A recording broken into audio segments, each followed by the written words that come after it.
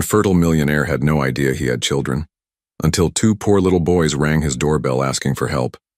Before we dive into the story, drop a comment below and tell us where you're watching from. Enjoy the story. The December wind howled through Manhattan's steel canyons as Ethan Blackwood stood by the floor-to-ceiling windows of his penthouse, watching the violent storm unleash its fury on the city. At 45, he had everything money could buy, except connection. The diagnosis from his childhood still echoed in his mind. Infertile. A cruel sentence that had shaped his life choices, his failed marriage, and ultimately, his isolation. Lightning illuminated the skyline as rain pounded against glass. Ethan sipped his single malt scotch, savoring the burn while reviewing acquisition projections on his tablet. Another late night alone, just how he preferred it. His minimalist penthouse, situated 60 floors above the chaos of New York, served as both sanctuary and prison. The doorbell's unexpected chime pierced the silence, startling him. No one visited unannounced. Ever. His security system showed two small figures huddled at his door, drenched from the downpour. Children? At this hour? Curiosity overrode caution as Ethan approached the door. Security breach on level 60, he muttered, opening the door to find two identical boys staring up at him. About 8 years old, soaked to the bone, their clothes, worn but clean. But it was their eyes that froze Ethan in place, startlingly blue, the exact unusual shade as his own. "Are you Mr. Blackwood?" one boy asked, his voice steady despite his shivering frame. "Yes," Ethan replied cautiously. "Who are you? How did you get past building security?" The second boy stepped forward. "I'm Tyler, and this is Ryan," he said, gesturing to his twin. "We told the doorman it was an emergency." A flash of lightning illuminated their faces, identical down to the arrangement of freckles across their noses. "Our mom needs help," Ryan continued, his small hands clutching a plastic bag. "She's really sick." "Your mother sent you here? In this storm?" Ethan's brow furrowed. "Who is she?" Tyler shook his head. "She doesn't know we came, but we found this." Ryan carefully removed a photograph from the plastic bag, protected from the rain. With trembling fingers, he handed it to Ethan. The moment Ethan saw the image, his world tilted on its axis. A much younger version of himself, barely recognizable at 23, stood smiling awkwardly outside a fertility clinic where he'd donated sperm as a broke medical student, before discovering his own diagnosis had been incorrect. But after, he'd donated multiple samples. "Mom kept this," Tyler said quietly. "She told us our father was a medical student who helped people have babies when they couldn't. She said he had our eyes." Ethan's heart hammered against his ribs. It couldn't be possible. Yet the mathematical evidence stood before him.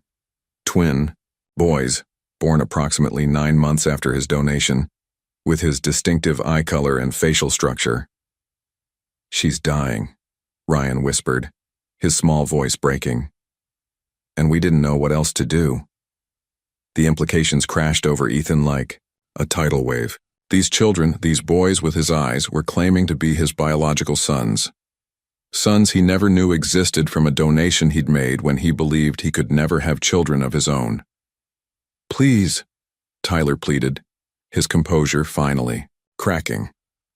"She needs a doctor. A good one."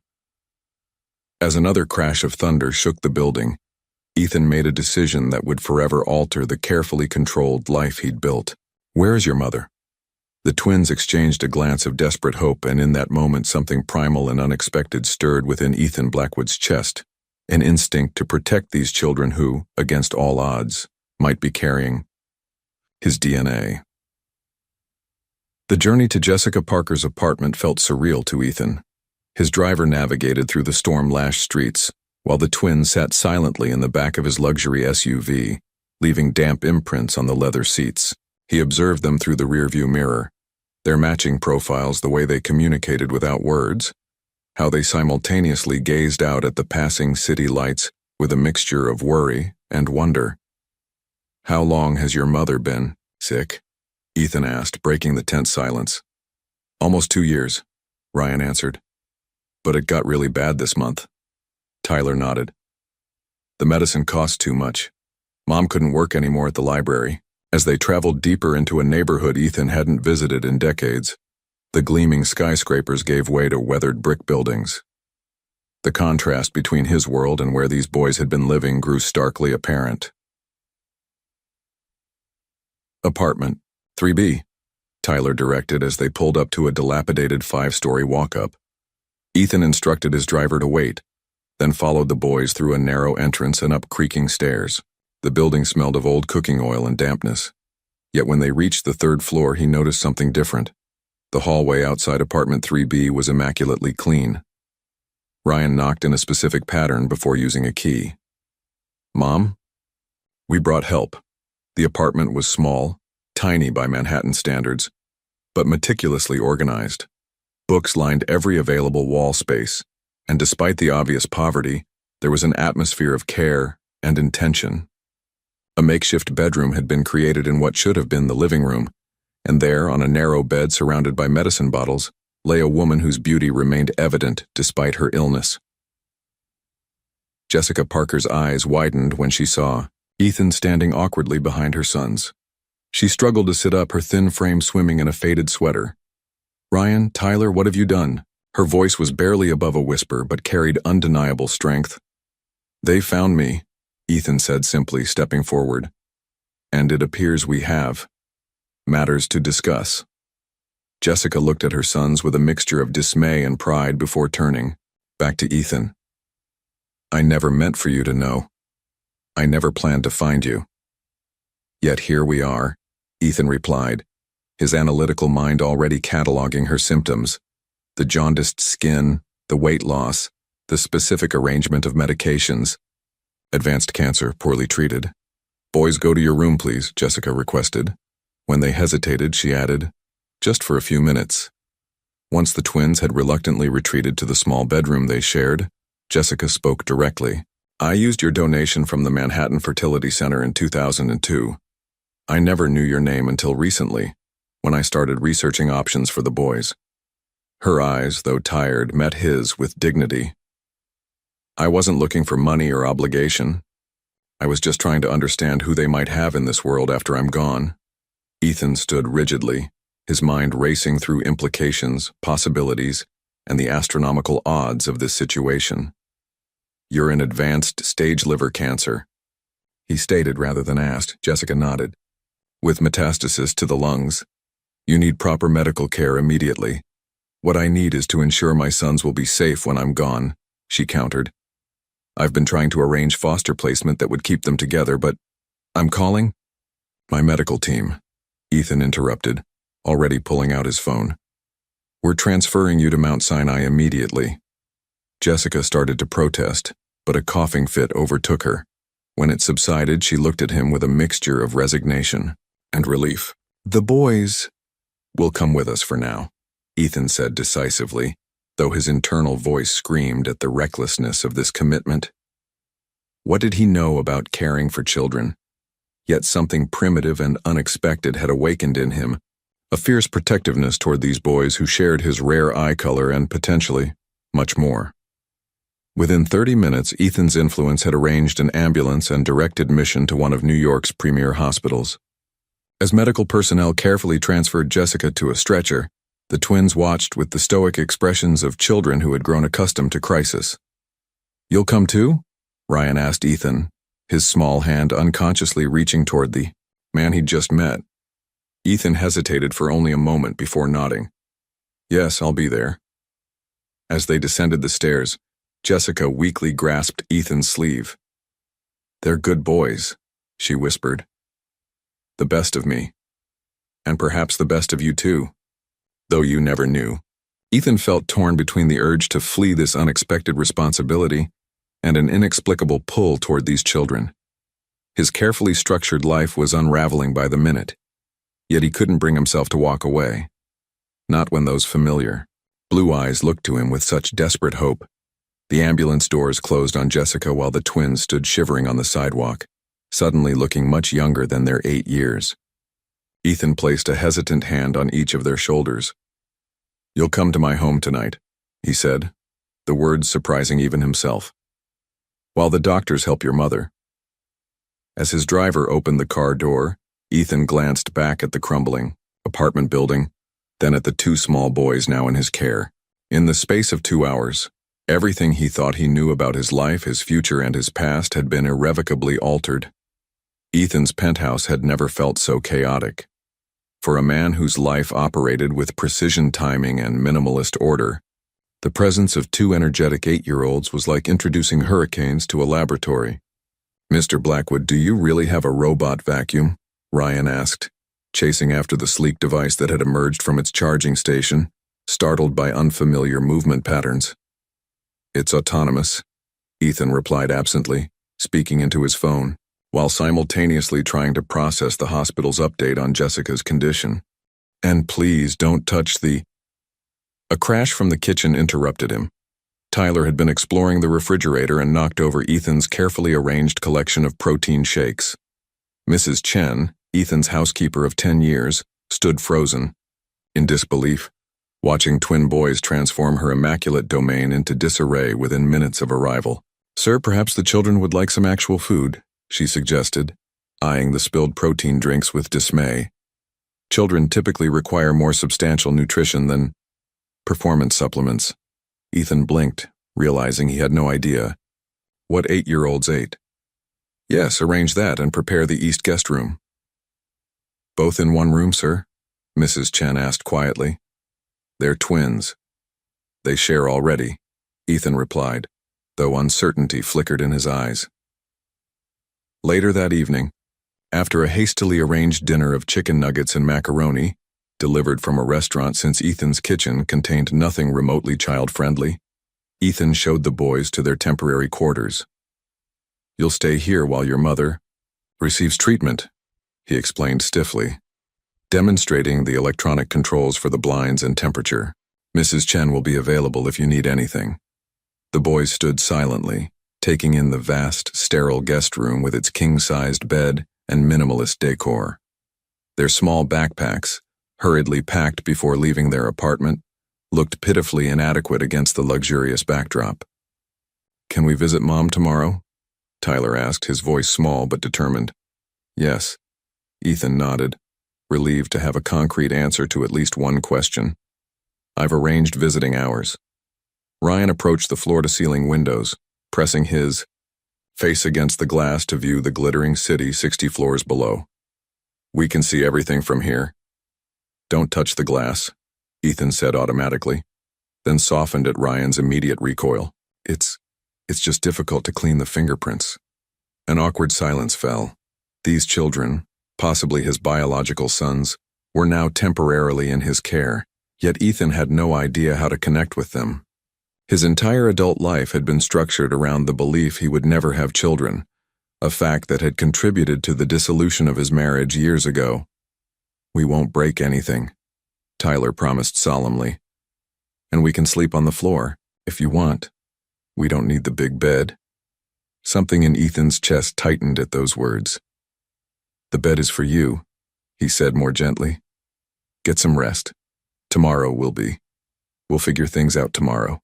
As he turned to leave, he noticed neither boy unpacked their backpacks, leaving them neatly zipped beside the door, ready for a quick departure. The implication was clear. They didn't expect to stay. In the hallway, Ethan leaned against the wall, overwhelmed by the sudden responsibility thrust upon him. His phone buzzed with hospital updates, board members' concerns, and his assistant's increasingly urgent questions about his schedule disruptions. Meanwhile, through the slightly ajar door, he could hear the twins whispering, "Do you think Mom will be okay in that hospital? Mr. Blackwood seems to know important people. Maybe they can make her better. Do you think he's really our dad? He has our eyes. Mom always said our eyes came from our father." Ethan walked quietly back to his office, the weight of those innocent speculations heavy on his shoulders. His structured world was crumbling, yet beneath the anxiety stirred something unexpected. Curiosity about these boys who might be a part of him he never knew existed. "I said breakfast is at 7, Ethan stated, finding the twins already raiding his kitchen at 5:15 a.m. Tyler stood on a chair reaching for cereal boxes while Ryan attempted to operate the complex coffee machine. "We always make breakfast," Ryan explained, pressing buttons randomly. Mom needed to rest in the mornings. Ethan quickly moved to rescue his $5,000 espresso system. "This isn't—" He stopped himself, noticing their defensive postures. These weren't employees missing a deadline or board members challenging his authority. These were children who had been caring for their sick mother.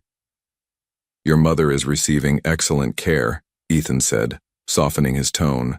"The doctors are optimistic about stabilizing her condition." This wasn't entirely true. Jessica's prognosis remained grave, but the boys' faces brightened with hope. Now, regarding breakfast, Ethan continued, awkwardly shifting to a more practical topic. "What do you normally eat?" "Cereal mostly," Tyler answered. "Sometimes toast with peanut butter. Occasionally eggs when Mom felt good enough to cook," Ryan added. Ethan nodded, making mental notes. His usual breakfast consisted of a protein shake consumed while reviewing market openings. Children clearly required different protocols. "Mrs. Chen will arrive at 6. She'll prepare proper breakfast," he decided. "Until then, perhaps you could watch television?" The suggestion felt foreign in his mouth. Television before work hours seemed wildly indulgent. "We don't want to disturb anything," Tyler said, carefully climbing down from the chair. "We can wait." Their caution struck Ethan again. These children, who should be carefree and demanding, instead moved through his space with the wariness of unwelcome guests. After Mrs. Chen arrived and prepared a breakfast that Ethan barely recognized, pancakes, shaped like animals, a concept he found puzzling but the boys found delightful. They visited Jessica at the hospital.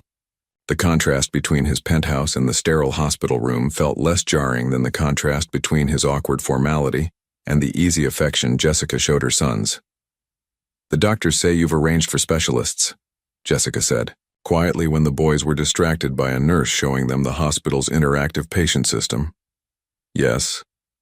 Dr. Mirandez is excellent in these cases," Ethan replied, maintaining professional distance despite the intimate circumstances. Jessica studied him. "They look like you." Ethan shifted uncomfortably. "The genetic testing will confirm." "I don't need testing to know," Jessica interrupted gently. "But I understand you require certainty." When he returned to the penthouse with the twins that evening, Ethan attempted to establish a schedule. "Bedtime is 8:30, breakfast at 7.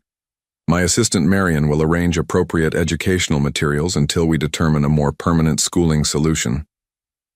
The twins exchanged glances, that silent communication that fascinated and unnerved him. "We usually go to bed at 9, Ryan ventured. "And we do our lessons from the homeschool program Mom set up," Tyler added. Ethan frowned. "You're not currently enrolled in school?" "Mom homeschooled us this year because of her treatments," Ryan explained. "We're ahead in math and science, but behind in history." Later that night, reviewing Jessica's deteriorating test results, Ethan faced the uncomfortable reality that this temporary arrangement might become permanent. When he suggested the possibility of boarding school during a conference call with his lawyers, the words felt hollow. That night, checking on the twins before retiring, he found them asleep, but noticed their backpacks remained packed by the door, a silent reminder that in their minds this arrangement remained temporary. As Ethan quietly closed their door, he realized his corporate strategies for managing people were utterly ineffective with children who had already endured more emotional upheaval than most adults. The challenge facing him wasn't a business problem to solve, but a human connection to build, something that had never been in his 5-year strategic plan. The thunderstorm struck Manhattan with biblical fury. Rain lashed against the penthouse windows while lightning transformed the cityscape into stark flashes of silver and shadow. Ethan sat in his home office, reviewing Jessica's latest medical reports. The prognosis wasn't improving. Aggressive. Treatments might buy time, but the specialists were no longer discussing recovery. A particularly violent thunderclap shook the building, and seconds later, the penthouse plunged into darkness. "Backup generators should engage momentarily," Ethan muttered, reaching for his phone to illuminate the suddenly dark office. When the emergency lights failed to activate, he frowned. Even his redundancy systems had failed, unprecedented in this building. A small sound from the hallway caught his attention. Moving carefully through the darkness, Ethan followed the noise to the twins' room. The door stood ajar, and his phone's light revealed an empty bed. "Ryan? Tyler?" he called, momentary panic rising in his chest. A whimper from the corner answered him. His light found them huddled in the narrow space between the bed and wall, blanket pulled over their heads, trembling with each thunderclap. "The power system has temporarily failed," Ethan explained, approaching cautiously. "There's no need for concern." "We don't like storms." Ryan's voice was barely audible beneath the blanket. Tyler added, "The thunder sounds like everything's breaking." Ethan stood awkwardly, uncertain how to proceed. Children's fears weren't covered in his expertise. He'd built technological empires, navigated trillion-dollar markets, but comforting frightened children was entirely outside his competency. Another flash of lightning illuminated the room, followed by a deafening crash that made even Ethan flinch. Both boys gave little cries of terror. Something primitive and protective stirred within him. Slowly, he sat down on the floor beside them. "When I was young," he heard himself saying, "perhaps your age, I was also afraid of thunderstorms." Seer. Blanket shifted slightly, revealing two pairs of identical blue eyes, his eyes peering out skeptically. "You were scared of storms?" Tyler asked doubtfully. "Indeed," Ethan replied, surprising himself with this admission. "I lived in a house with a tin roof. The sound was overwhelming." "How did you stop being scared?" Ryan's question hung in the darkness. Ethan considered a moment. "My grandfather taught me to count the seconds between lightning and thunder. Each second represents approximately 1/5 of a mile in distance." As if on cue, lightning flashed. Ethan began counting steadily. 1, 2, 3. Thunder followed on 4, and he nodded. "The storm is less than a mile away, but moving past us." The next flash came, and to his surprise, two small voices joined his count. When the thunder growled at 6, Tyler whispered, "It's getting farther away." "Precisely," Ethan confirmed. "We're simply calculating the storm's trajectory." For the next 20 minutes, they counted together after each lightning flash, tracking the storm's steady retreat. Gradually, the boys emerged from under the blanket, their scientific curiosity overcoming fear. 17 seconds, Ryan announced after the final distant rumble. "That's more than 3 miles away." "Correct." Ethan nodded, oddly pleased by the calculation. When the emergency lights finally flickered on, Ethan found himself sitting cross-legged on the floor with an 8-year-old on either side, all three still counting in unison. Something had shifted. A small bridge formed over the vast gap between their worlds. The next morning, Ethan observed the twins during their homeschool lessons. He noticed Tyler's remarkable ability to solve complex mathematical equations while Ryan demonstrated exceptional spatial reasoning through intricate drawings. For the first time, he saw them not as a shared problem, but as distinct individuals with unique talents. Talents that, perhaps not coincidentally, mirrored aspects of himself. That night, for the first time since their arrival, the twins unpacked a few items from their backpacks before bed. "Mr. Blackwood, I've cleared your afternoon schedule as requested," Marion announced, barely concealing her surprise. In 15 years as Ethan's executive assistant, she'd never seen him voluntarily reschedule the quarterly projections meeting. "Thank you, Marion. I have an appointment at Westridge Academy at 3. Ethan straightened his tie, feeling oddly nervous. "It's a parent-teacher conference." Marion's professionally neutral expression slipped briefly. "Of course, sir. The car will be ready." She hesitated, then added, "The blue tie might be more appropriate. It's less intimidating." 30 minutes later, Ethan stood in Westridge Academy's oak-paneled admissions office, feeling wildly out of place among colorful educational posters and child-sized furniture. The twins sat quietly in the waiting area, wearing new school uniforms that Ethan's personal shopper had procured overnight. Mr. Blackwood, we're delighted you could join us. Headmistress Winters greeted him, though I must admit your application was unusual. Mid-semester transfers typically require more extensive preparation. The circumstances are exceptional, Ethan replied, his tone making it clear that details would not be forthcoming. The headmistress nodded tactfully. We've reviewed the boys' preliminary assessments. Their academic fundamentals are remarkably strong, though there are some gaps in their formal education. Their mother homeschooled them recently, Ethan explained, careful to preserve Jessica's dignity. She was quite thorough with mathematics and reading. Indeed, Tyler's aptitude for numerical reasoning is exceptional, possibly gifted level, and Ryan's spatial visual abilities are equally impressive. His drawings show remarkable perspective for a child his age. Pride, an unfamiliar sensation in this context, flickered through Ethan. They're intelligent boys. They'll need some social adjustment after homeschooling, the headmistress continued, and emotional support given their mother's condition, which you mentioned briefly in your application. Something protective tightened in Ethan's chest. Their mother receives excellent care. The boys' emotional needs are also being addressed. This wasn't entirely true.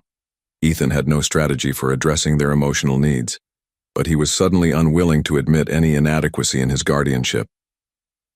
Later that evening, Ethan stood in the doorway of his former meditation room, now transformed into a workspace for the twins. The minimalist Zen decor had been replaced with 2 desks, art supplies for Ryan, and engineering kits for Tyler. Mrs. Chen had added child-appropriate touches, colorful lamps, comfortable chairs, and a bookshelf filled with titles Marion had researched as essential children's literature. "This is for us?" Ryan asked, eyes wide at the array of quality art materials. "You mentioned enjoying drawing," Ethan replied awkwardly. "The supplies should be adequate." Tyler approached the engineering desk cautiously. "Is this a real microscope?" "Digital. 300 times magnification," Ethan confirmed. "There's also a robotics kit. I thought it might interest you." The boys exchanged their silent look, that twin communication Ethan could never decipher. "Thank you," they said in unison, still clearly overwhelmed. That night, after their homework was complete, Ethan surprised himself by joining them for dinner rather than eating at his desk.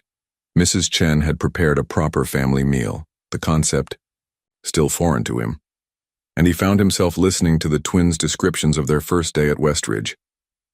"Ms. Abernathy said my math is 9th grade level," Tyler reported proudly. "But my handwriting needs work. My art teacher wants me to join the spring exhibition," Ryan added, a hint of excitement breaking through his usual reserve. "She said, my perspective technique is advanced." Ethan nodded, uncertain how to respond to these achievements. In business, he would offer precise feedback and improvement strategies. With children, the protocols seemed different. "That's excellent work," he managed, watching their expressions carefully. Their small smiles in response suggested his answer, though awkward, had been acceptable. Later, as Ethan reviewed hospital invoices for Jessica's treatment, he realized the twins had begun referring to the penthouse as home, rather than the glass castle, their initial wide-eyed description. A small shift, but significant. In his calendar, the quarterly projections meeting now appeared less critical than the reminder. 9th birthday, cake, presents, Marion to research appropriate options. "Mr. Blackwood, I've cleared your afternoon. Schedule as requested," Marion announced, barely concealing her surprise. In 15 years as Ethan's executive assistant, she'd never seen him voluntarily reschedule the quarterly projections meeting. "Thank you, Marion. I have an appointment at Westridge Academy at 3.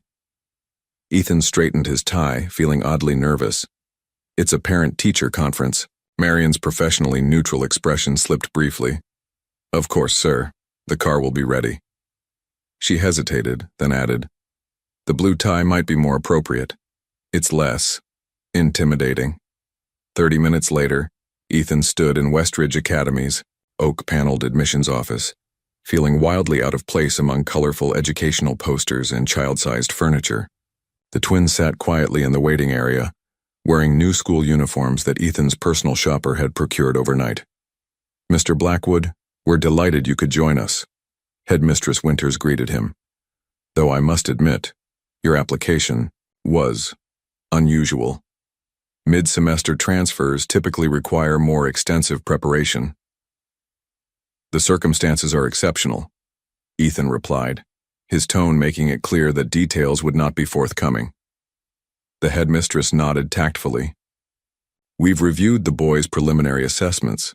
Their academic fundamentals are remarkably strong, though there are some gaps in their formal education. Their mother homeschooled them recently," Ethan explained, careful to preserve Jessica's dignity. "She was quite thorough with mathematics and reading. Indeed, Tyler's aptitude for numerical reasoning is exceptional, possibly gifted level, and Ryan's spatial visual abilities are equally impressive. His drawings show remarkable perspective for a child his age." Pride, an unfamiliar sensation in this context, flickered through Ethan. "They're intelligent boys. They'll need some social adjustment after homeschooling," the headmistress continued, "and emotional support given their mother's condition, which you mentioned briefly in your application." Something protective tightened in Ethan's chest. "Their mother receives excellent care. The boys' emotional needs are also being addressed." This wasn't entirely true. Ethan had no strategy for addressing their emotional needs, but he was suddenly unwilling to admit any inadequacy in his guardianship. Later that evening, Ethan stood in the doorway of his former meditation room, now transformed into a workspace for the twins. The minimalist Zen decor had been replaced with 2 desks, art supplies for Ryan, and engineering kits for Tyler.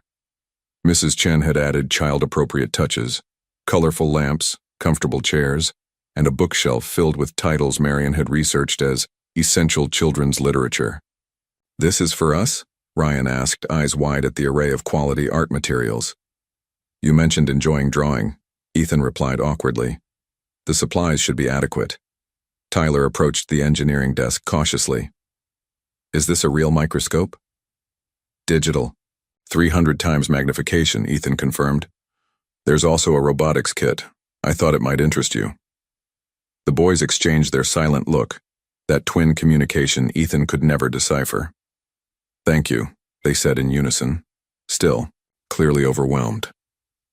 That night, after their homework was complete, Ethan surprised himself by joining them for dinner rather than eating at his desk. Mrs. Chen had prepared a proper family meal, the concept still foreign to him, and he found himself listening to the twins' descriptions of their first day at Westridge. "Ms. Abernathy said my math is 9th grade level," Tyler reported proudly. "But my handwriting needs work." "My art teacher wants me to join the spring exhibition," Ryan added, a hint of excitement breaking through his usual reserve. "She said, my perspective technique is advanced." Ethan nodded, uncertain how to respond to these achievements. In business, he would offer precise feedback and improvement strategies. With children, the protocols seemed different. "That's excellent work," he managed, watching their expressions carefully. Their small smiles in response suggested his answer, though awkward, had been acceptable. Later, as Ethan reviewed hospital invoices for Jessica's treatment, he realized the twins had begun referring to the penthouse as home rather than the glass castle, their initial wide-eyed description. A small shift, but significant. In his calendar, the quarterly projections meeting now appeared less critical than the reminder. 9th birthday, cake, presents, Marion to research appropriate options. "The Singapore acquisition cannot proceed without your direct involvement, Ethan." Charles Westfield, CFO and Ethan's longest-standing board member, leaned forward across the conference table. "You've missed 3 critical meetings this month." Ethan maintained his composure, though internally he calculated how quickly he could end this meeting and still make Tyler's mathematics competition at Westridge Academy by 4 o'clock. "The preliminary framework is sufficient. Harrison can manage the details," Ethan replied, referring to his recently appointed Director of Operations, a position created specifically to handle responsibilities Ethan previously would never have delegated. Murmurs circulated among the board members. Judith Parsons, sharp-eyed and sharper-tongued, spoke next. There are concerns, Ethan. You've been distracted, unavailable. The market has noticed. Black Tech's stock is up 17% this quarter, Ethan countered smoothly. Despite your recent absence, not because of it, Charles retorted. And there are rumors. Ethan's phone vibrated. Marion's message read, Tyler's competition starts in 45 minutes. Driver ready. My schedule requires I conclude this meeting, Ethan stated, standing abruptly. Harrison has complete authority to finalize the Singapore parameters within the established guidelines. As he gathered his documents, Judith cleared her throat. Ethan, there's talk about children living in your residence. If your personal situation is affecting company operations, my personal life remains private. Ethan cut her off with a coldness that had once been his standard operating mode. The company's performance speaks for itself. The tension followed him into the elevator, where he quickly exchanged his formal jacket for a more casual blazer that Marion had thoughtfully left with the driver. Appearance at a children's school event apparently required different protocols than board meetings. He arrived at Westridge Academy with 7 minutes to spare, slipping into the auditorium, where parents clutched programs and smartphones with equal fervor. Ethan felt conspicuously out of place, a sensation he'd experienced more frequently since the twins' arrival 9 weeks ago. Tyler spotted him from the competitors section, his small face lighting up with surprise and relief. Ethan nodded in acknowledgement, something warm and unfamiliar spreading in his chest at the boy's reaction to his presence. The competition proceeded with surprising intensity for an elementary school event. Tyler advanced through each round, his mathematical prowess evident even to the other parents, who whispered among themselves while glancing in Ethan's direction. That's Ethan Blackwood's son, he overheard. I didn't know he had children. Apparently very recent. My husband works at Black Tech, says Blackwood's been restructuring his entire schedule around these mystery kids. Adopted? They look just like him, though. Ethan ignored the speculation, focusing instead on Tyler's confident handling of complex equations. When the final scores were tallied and Tyler placed second, Ethan felt an irrational surge of pride that had nothing to do with winning. As they walked toward the car, Tyler clutching his silver medal, the boy asked hesitantly, Are you disappointed I didn't get first place? The question stopped Ethan mid-stride. Why would you think that? Tyler shrugged, studying his shoes. You're always the best at everything. Your company is always first. Ethan considered his response carefully. In business, second place rarely has value, he admitted. But this, your achievement, is extraordinary. You competed against students 2 grades above you. Tyler's smile was tentative but genuine. When they returned to the penthouse, Ryan was waiting with Mrs. Chen. His disappointment was palpable. Did you see my art exhibition? It started at 3. The realization hit Ethan like a physical blow. 2 events, 2 boys, 2 places he couldn't be simultaneously. The simplest of parental dilemmas, yet he'd failed to anticipate it. For once, Ethan Blackwood found himself without a strategic response. That evening, his phone rang with a name he hadn't seen in years. Victoria. His ex-wife's timing had always been impeccable and problematic. Ethan, darling, her voice purred through the speaker. I hear you've been keeping secrets. Twin boys, how absolutely fascinating.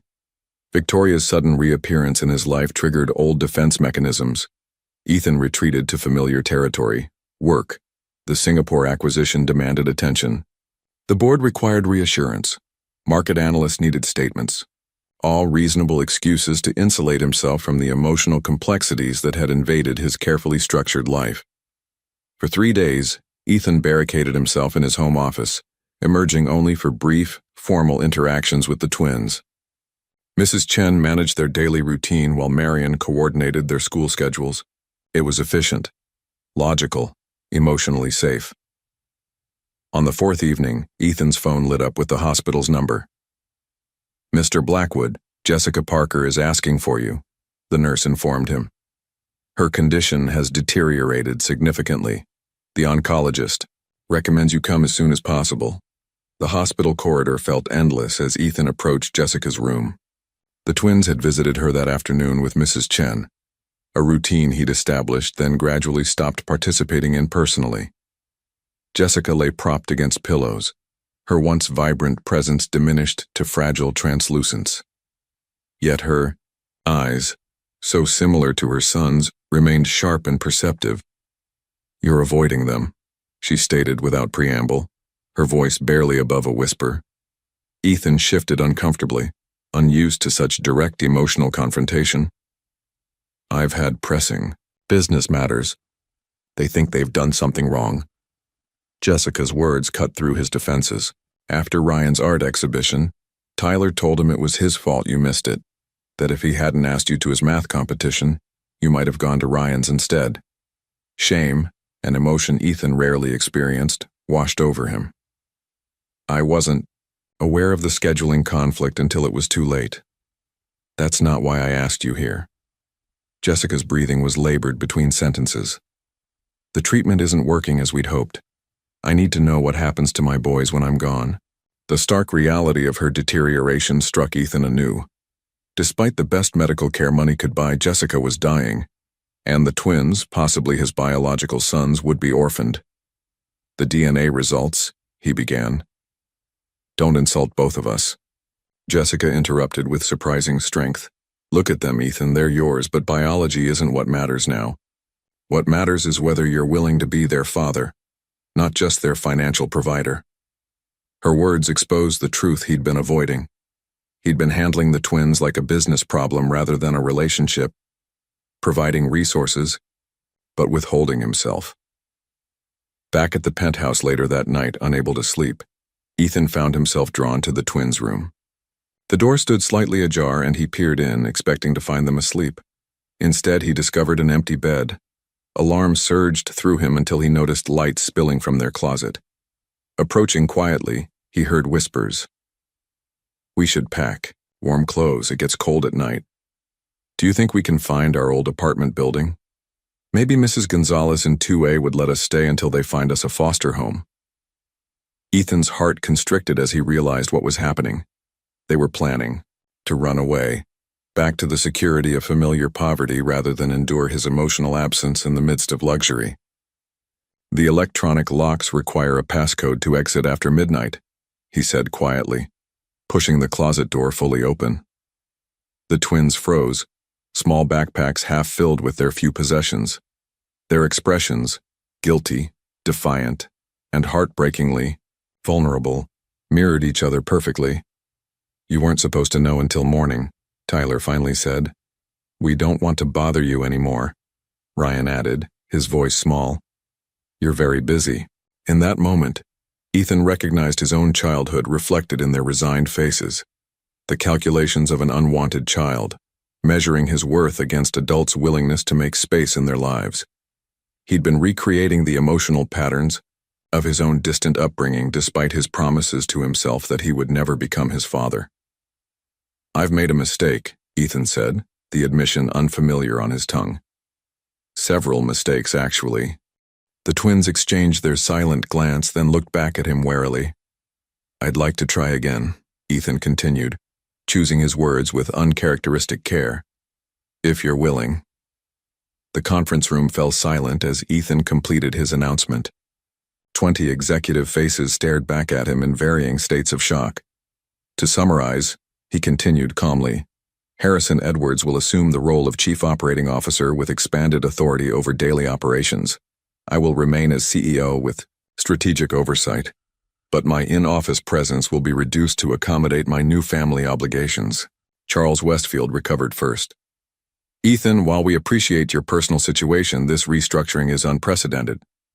"So are the circumstances," Ethan replied. "The arrangements are non-negotiable." Later that morning, Ethan sat across from the twins at their favorite breakfast spot near Central Park, a small diner where the waitress knew their names and always brought extra whipped cream for their hot chocolate.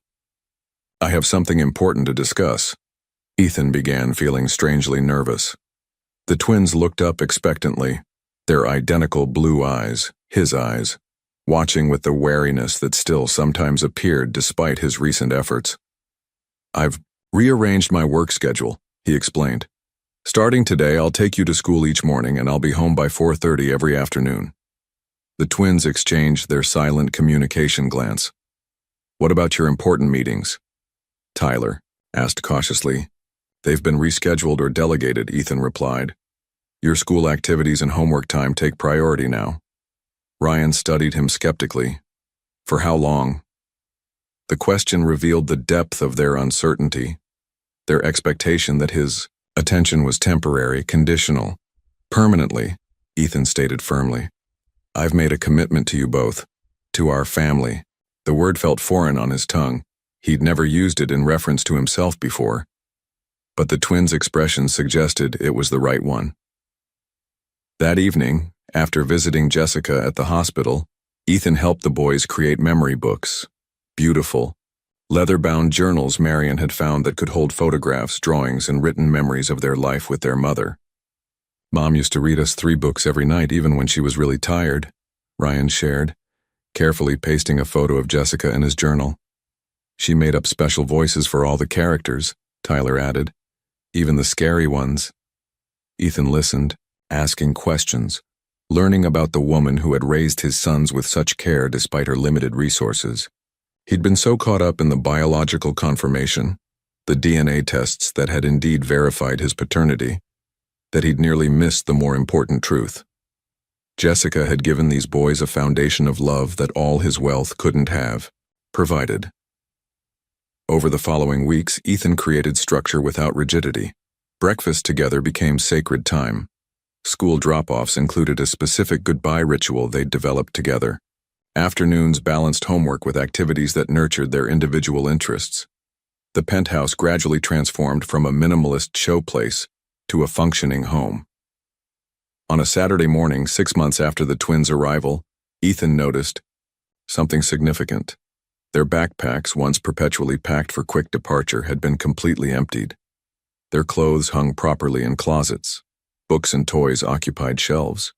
Small personal items, rocks Ryan found interesting, origami creatures Tyler created from mathematical papers, dotted formerly pristine surfaces. They had moved in, truly and completely. That afternoon, as Ethan helped Tyler with an advanced robotics program while Ryan sketched contentedly nearby, his phone buzzed with a text from Victoria. We need to talk about these children you've acquired. My attorney will be in touch. Some concerns have arisen regarding legitimacy and inheritance. Dinner soon to discuss? V. Ethan silenced the phone, turning his attention back to the robot Tyler was programming. The external threat could wait.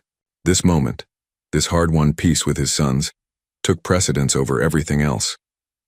For the first time in his adult life, Ethan Blackwood had rearranged his priorities around people rather than profit, and found himself strangely content with the trade. Dad, watch this, Tyler called out, his robot navigating the obstacle course they'd constructed across the living room floor. The small machine beeped triumphantly as it reached the finish line without a single collision. Ethan looked up from his tablet, momentarily startled by the casual use of Dad, a recent development that still caught him off guard but warmed something deep in his chest. Impressive programming, he acknowledged. Your algorithm accounts for variable speeds on different surfaces. Tyler beamed at the technical observation. At 9 years old, he thrived on specific feedback rather than generic praise, a trait Ethan recognized in himself. From the art corner they'd established near the windows, Ryan called, I finished the skyline drawing, want to see? The brothers had developed distinct personalities in the 6 months since arriving at the penthouse. Tyler was methodical, precise, drawn to mathematics and engineering challenges that reflected Ethan's own analytical mind. Ryan possessed an emotional intelligence that sometimes unsettled Ethan with its accuracy, along with artistic talents that transformed how he saw the world. Later that afternoon, they visited Jessica at the hospital. Her condition had stabilized temporarily, allowing for longer, more meaningful visits. The sterile room had been transformed with the boys' artwork, photographs, and small treasures, creating a space that felt almost like home. They beat me at chess yesterday, Ethan told Jessica as the twins explored the hospital's newly installed game room down the hall. Both of them consecutively.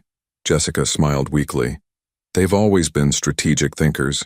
You should see them negotiate bedtime. An easy rapport had developed between them. Co-parents in an impossible situation, unified by their shared concern for the boy's well-being. Tyler called me Dad this morning, Ethan said quietly. Jessica's eyes softened. How did that feel? Terrifying, Ethan admitted. And right somehow. They trust you now, Jessica observed. That's a precious gift. Don't squander it. The following Wednesday, Ethan received an urgent call from Headmistress Winters at Westridge Academy. He arrived to find Tyler sitting outside, the administrative office arms crossed defensively, a darkening bruise beneath his right eye. There was an altercation during recess, the headmistress explained. Apparently, Jacob Miller suggested that Tyler and Ryan were, she lowered her voice, charity cases taken in for publicity purposes. Cold anger surged through Ethan. And the other child's punishment? Jacob is being disciplined appropriately, she assured him. But Tyler's reaction was concerningly physical. In the car, Tyler maintained rigid silence, staring out the window. Physical confrontation is rarely the optimal strategy, Ethan finally said, falling back on logical analysis where emotional comfort failed him. He said you were going to send us away once you got bored, Tyler burst out. That you only took us in because it made you look good in the newspapers. Ethan pulled the car over, turning to face his son fully. Tyler, look at me. The boy reluctantly met his gaze, blue eyes, so like Ethan's own, swimming with unshed tears. You and Ryan are not a publicity stunt or a charitable project, Ethan stated firmly. You are my sons. Genetically, legally, and, he hesitated, emotional language still unfamiliar territory, in every way that matters. But what if you change your mind? Tyler's voice cracked. People do that. The question revealed the core fear that still haunted both boys despite months of stability, the fear that their place in Ethan's life remained conditional, temporary. I have established a legally binding guardianship, Ethan explained, falling back on concrete facts. More importantly, I have restructured my entire life around you and Ryan. I have not, and will not, change my mind. Tyler's posture relaxed, slightly. Ryan says you're different now than when we first came. He says you smile more. This observation, so simple yet profound, caught Ethan off guard. The transformation had been so gradual he'd barely noticed it himself. That evening, after both boys were asleep, Ethan received another text from Victoria. My attorney Daniel Harrington will contact you tomorrow. These children deserve proper vetting before any inheritance implications are established. For your own protection, of course. The implied threat was clear, but for the first time in their long history, Victoria's manipulations seemed trivial compared to the trust reflected in Tyler's words. Dad, watch this. Chapter 11. The threat emerges. Ethan, darling, you look positively domestic, Victoria drawled, her Louboutins clicking precisely against the marble as she strode uninvited into his penthouse. Behind her followed a silver-haired man carrying a leather portfolio, his expression professionally neutral. Victoria. This is unexpected, Ethan replied coolly, glancing at his watch. The twins would be home from their robotics club in 30 minutes, a deliberately scheduled intersection he wanted to avoid. This is Daniel Harrington, Victoria continued as if he hadn't spoken, one of New York's premier inheritance attorneys. He's concerned about your recent acquisitions. Daniel stepped forward, extending his hand. Mr. Blackwood, I specialize in protecting family assets from fraudulent claims. Ethan ignored the offered handshake. My sons are not acquisitions, and there is nothing fraudulent about their situation. Victoria settled herself on the sofa, once her favorite during their marriage, and examined the transformed living space with theatrical dismay. Children's books on Carrara marble. How? Times change. What do you want, Victoria? Ethan asked directly, remaining standing. Only to protect you, she replied with practiced concern.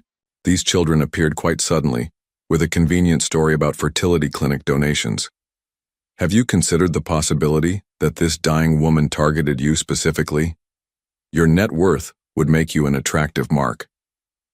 The DNA tests confirmed paternity weeks ago, Ethan stated flatly. Daniel cleared his throat. With respect, Mr. Blackwood, DNA tests can be manipulated. We would recommend independent verification through our specialists. Completely confidential, of course, Victoria added smoothly. We wouldn't want the press speculating about your sudden foray into fatherhood. Something in her tone triggered Ethan's instincts. You've been investigating Jessica. Victoria's slight smile confirmed his suspicion. Simply preliminary due diligence.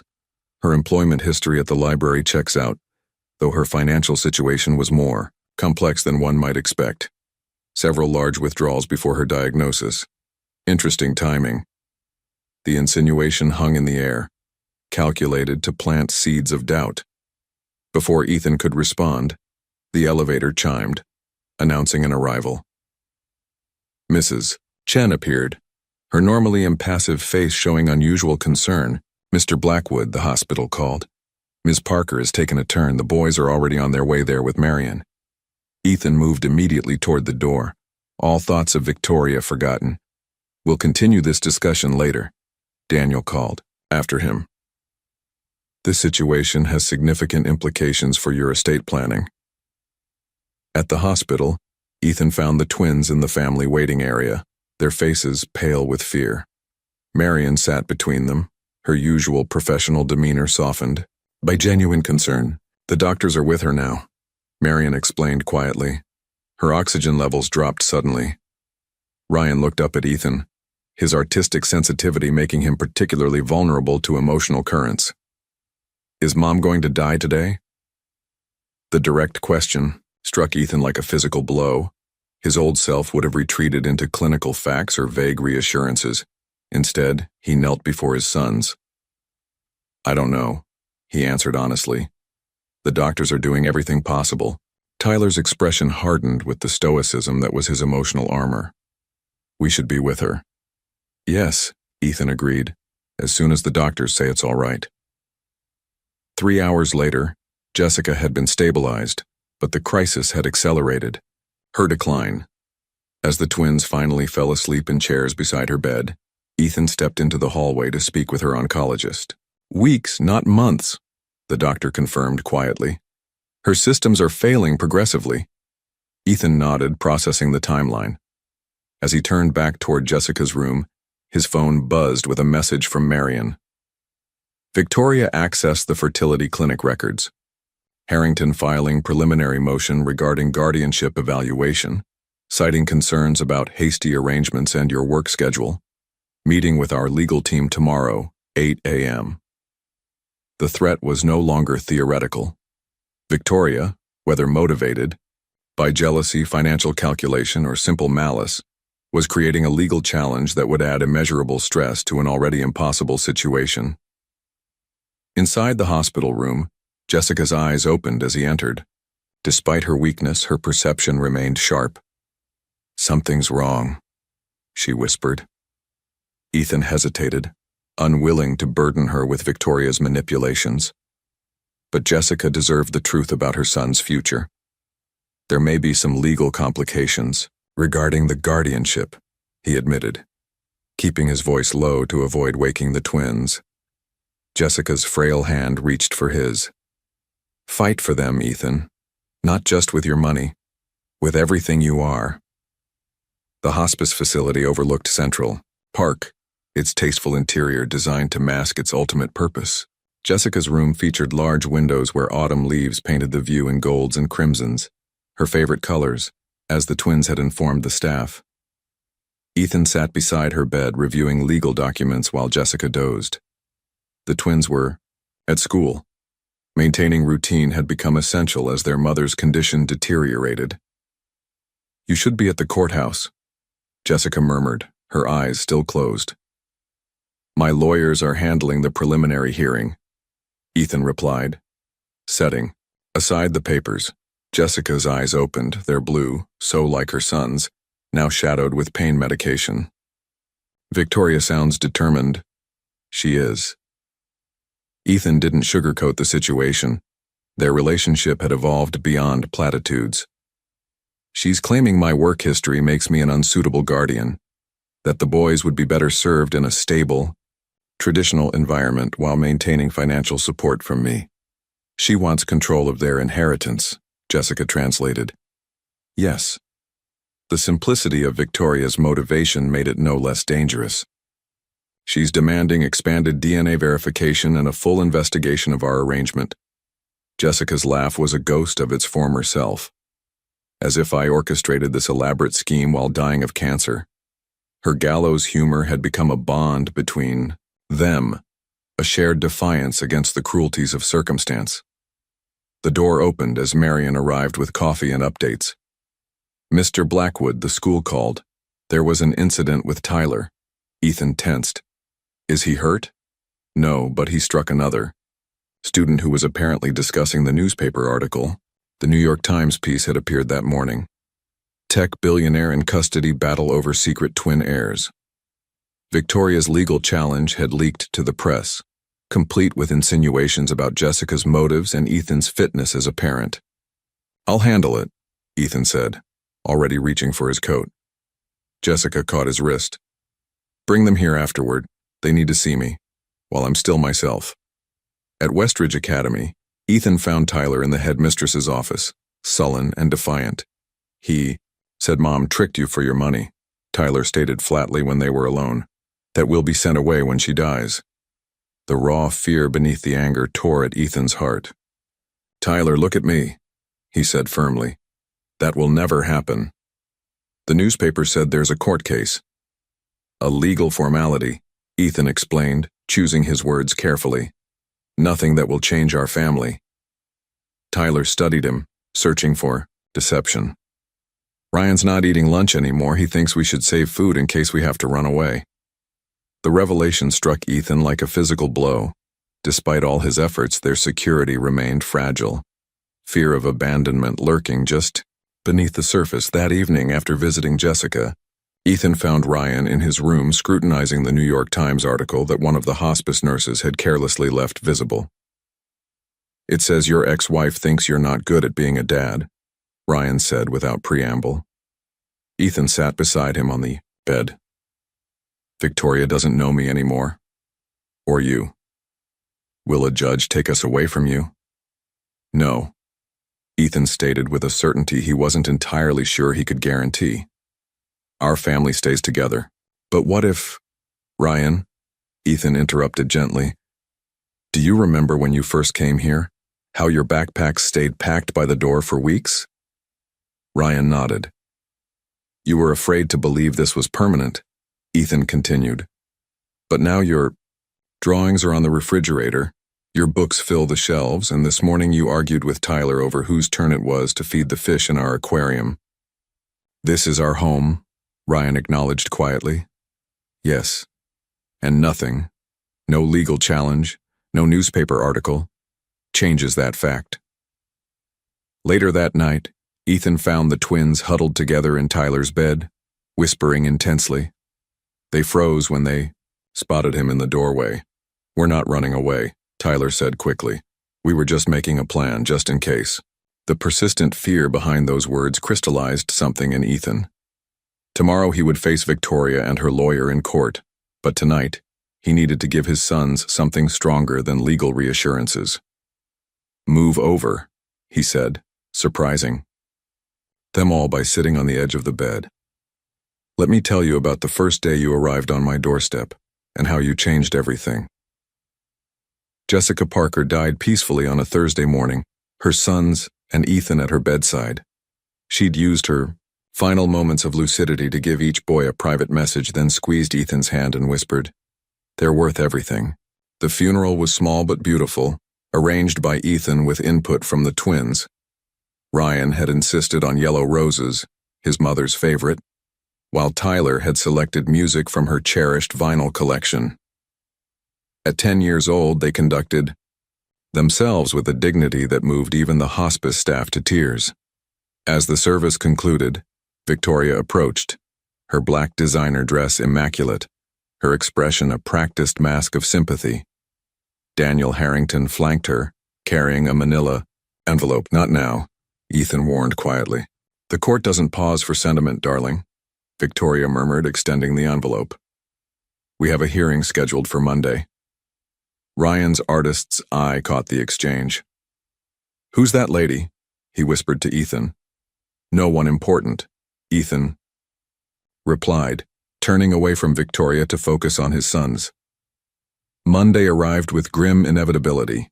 Ethan had prepared the twins as best he could, explaining that they would stay with Marion during the hearing, emphasizing that this legal procedure was merely a formality, just grown-ups talking to a judge about paperwork.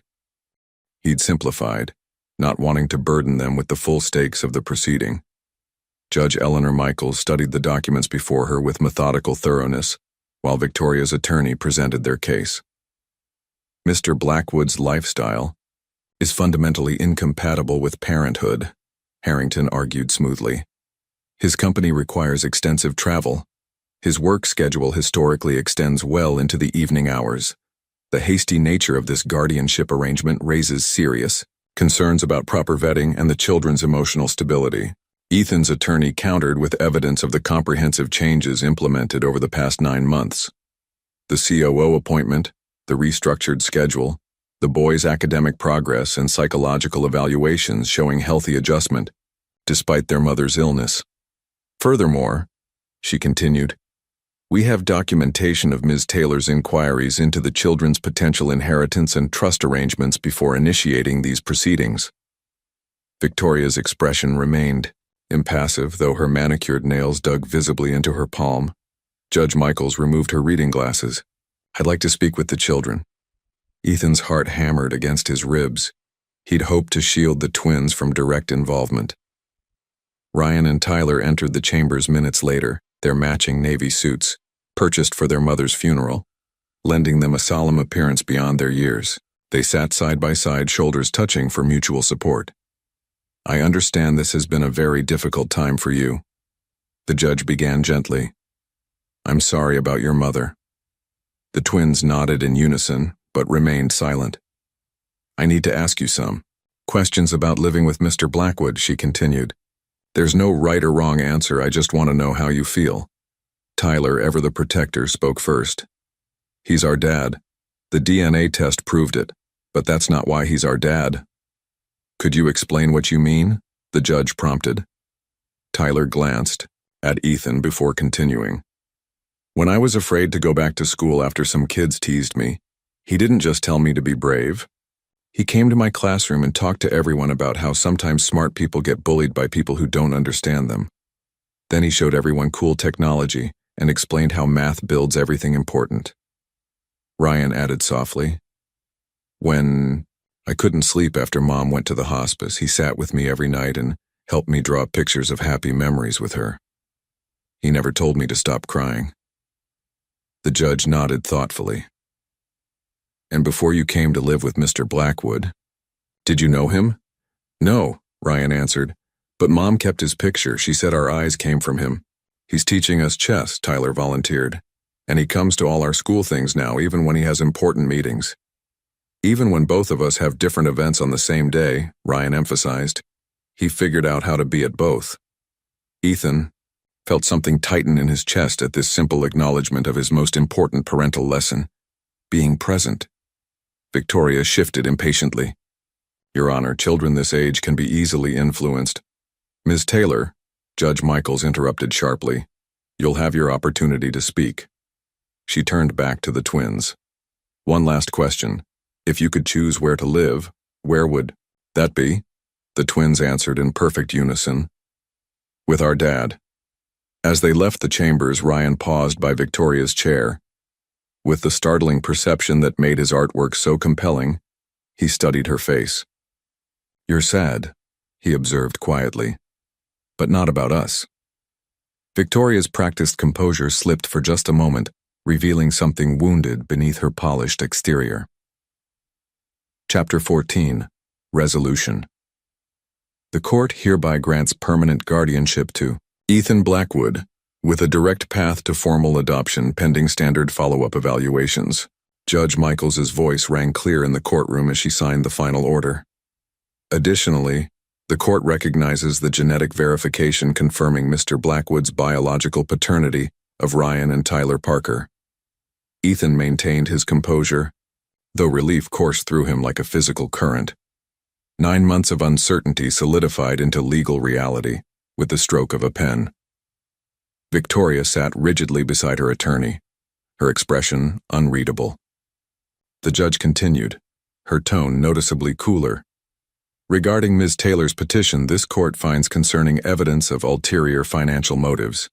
The documentation submitted showing Ms. Taylor's inquiries into the children's potential inheritance status prior to raising guardianship concerns suggests improper intent. Daniel Harrington shifted uncomfortably as Judge Michaels added, "The Bar Association will receive a copy of these proceedings for review of potentially unethical legal strategy." Outside the courthouse, Marion waited with the twins, who immediately rushed to Ethan when they spotted him. Their anxious expressions transformed to joy when he nodded, confirming the outcome without words. "It's official," he told them, allowing himself a rare public display of emotion as he drew them into an embrace. "We are legally a family." Ryan's arms tightened around his waist. "Forever?" "Forever," Ethan confirmed.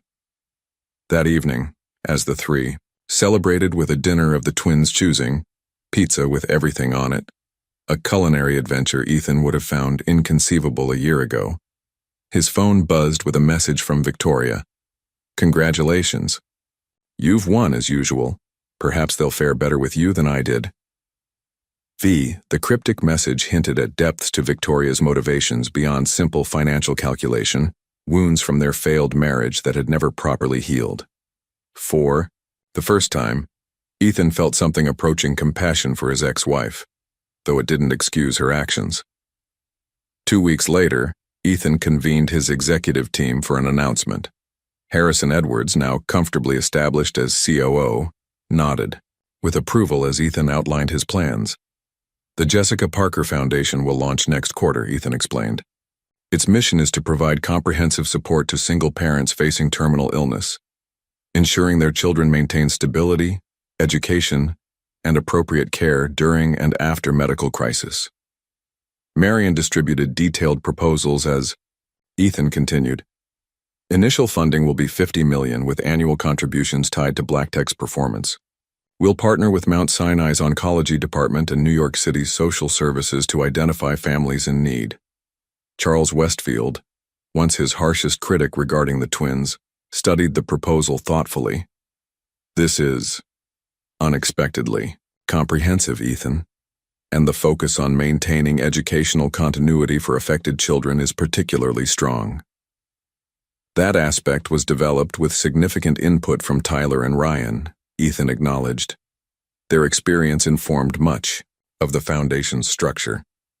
Later that month, the foundation's inaugural fundraising gala transformed Black Tech's corporate headquarters. The twins, dressed in their first custom suits, Tyler had insisted on navy, Ryan had chosen charcoal gray, stood proudly alongside Ethan as he addressed the gathered philanthropists and business leaders. "1 year ago, my understanding of success was defined exclusively by market position and technological innovation," Ethan began. "Today I measure success differently, through the resilience of 2 extraordinary young men who, despite losing their mother to cancer, continue to approach life with courage and compassion." The twins exchanged their silent glance. That twin communication that Ethan had come to recognize if not fully understand. "I'd like to introduce Ryan and Tyler Blackwood," Ethan continued, using their new legal surname officially for the first time. "The inspiration behind everything we're building here tonight." Tyler stepped forward first, his natural confidence evident as he explained the foundation's educational support systems. Ryan followed, describing the art therapy programs designed to help children process grief, programs he'd helped develop based on his own experience. As the evening concluded, Judith Parsons, once Ethan's most skeptical board member, approached him. "I didn't think you capable of this kind of humanity," she admitted. "Your sons are remarkable young men." "They are," Ethan agreed, watching as the twins charmed potential donors with their intelligence and earnestness. Though I can take little credit for that. Their mother raised them with extraordinary values despite difficult circumstances. But they have your analytical minds, Judith observed. And now, perhaps, your capacity to change the world, just in a different way than you originally imagined. That night, as Ethan tucked the exhausted boys into bed, a ritual he'd initially found awkward but now cherished, Ryan asked sleepily, "Do you think Mom saw us tonight?" The question would once have flummoxed the logical, literal-minded Ethan of a year ago. Now he simply said, "Yes, I believe she did." 3 years passed with the swift inevitability of childhood. What had once been strange, parent-teacher conferences, soccer games, science fair projects, had become the cherished rhythms of Ethan Blackwood's life. At 49, he'd restructured not just his schedule, but his entire conception of success. The penthouse, once a monument to minimalist isolation, had long since been sold. In its place stood a brownstone with a small backyard where prototype robots navigated obstacle courses and artistic installations caught the changing light through the seasons. "Dad, the Newton Academy acceptance letters came." Tyler's voice echoed through the house as Ethan reviewed quarterly reports for the Jessica Parker Foundation, which now supported over 200 families nationwide. At 13, the twins remained identical physically, though their distinct personalities had blossomed. Tyler bounded into the study, waving 2 envelopes triumphantly, his energy every bit as kinetic as it had been at 8, though now contained in a ganglier frame that hinted at the man he would become. "Both of you?" Ethan asked, already knowing the answer. The prestigious Science Academy had been thoroughly impressed during the twins' interviews, particularly by Tyler's advanced robotics project that had won national recognition. Ryan got into their specialized arts program, Tyler confirmed.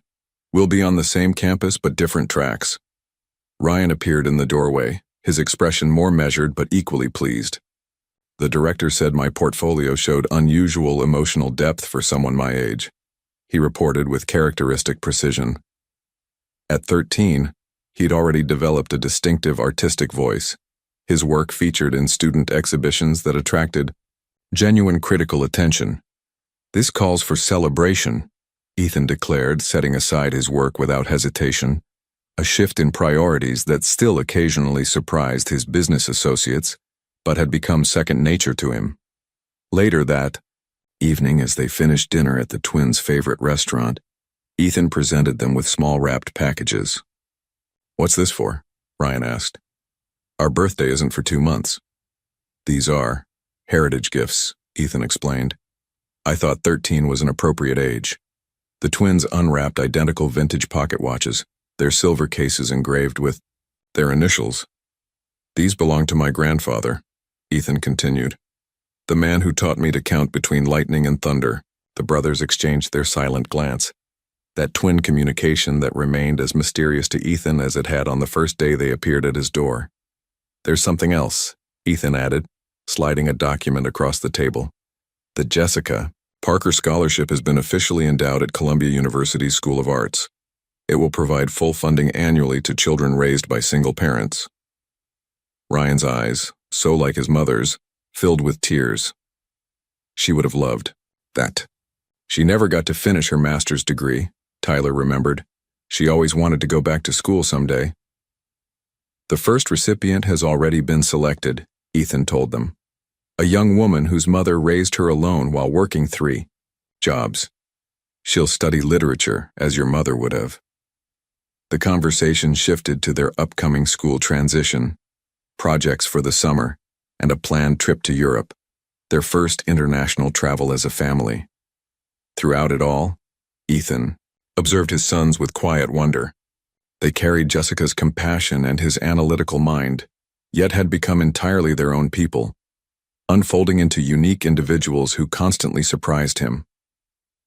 After returning home, as the twins disappeared upstairs to call friends with their news, Ethan paused in the living room where a photograph held the place of honor. Taken at the Foundation's 2nd annual gala, it showed the 3 of them together, Ethan flanked by his sons, all three sharing the same distinctive blue eyes and, more tellingly, the same genuine smile. 5 years ago, he could not have imagined this life. His definition of success had been algorithmic, measurable in market share, technological innovation, and accumulated wealth. Nothing in that equation had accounted for the profound fulfillment of watching his sons navigate both triumph and disappointment, or the simple pleasure of family dinners filled with debate and laughter. Outside, a spring thunderstorm rolled across the city. Through the window, Ethan watched lightning illuminate the skyline and instinctively began counting seconds until the thunder followed. 1, 2, 3. 2 voices joined his from the staircase, counting in perfect unison. The thunder arrived on 4, and Tyler announced, "Getting closer, but not too close," Ryan added with the quiet confidence of someone who had learned that storms eventually pass. Ethan nodded, surrounded by the family he never expected, formed not through traditional paths but through choices, challenges, and ultimately, love. The most valuable legacy of his life would not be measured in patents or profit margins, but in the 2 remarkable young men who had appeared at his door on a stormy night and changed everything. "No," he agreed, putting an arm around each of his sons. "Not too close at all."